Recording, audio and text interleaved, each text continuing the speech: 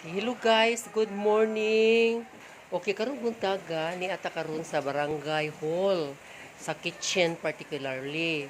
Nga diin ang atong mga health workers nagprepare sila para sa tuang feeding program sa atong Kaputatan Norte Dilin Cebu feeding program.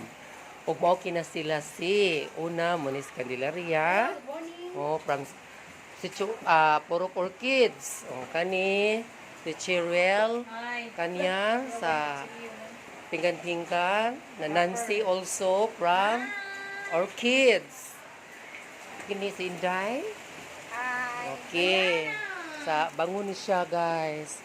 Okay ni atong birthday celebrant this morning karong buntaga taga Kabatuan na ni siya. Okay. So muna yung gi-prepare sa karon. Morning. So say happy birthday guys. Our birthday Thank you celebrant guys. this morning. Morning. Thank you. Okay, lipihan gig bayang mga say guys. Lami kay guys. Very nice good guys. So lami kay ilahang mixing sa ilahang BJ karong buntaga. Actually guys, kada adlaw gini sila mag-feeding kay mo gining amo dinhi kay ato mga kabataan karon dili tay ingon hanga nga ato mga kabataan mao ni mao na ha. Dili man na kay kanang inani man jud ni siya kanang there are so many manggod kuan mga techniques sa parents unya. Ilasad na unya.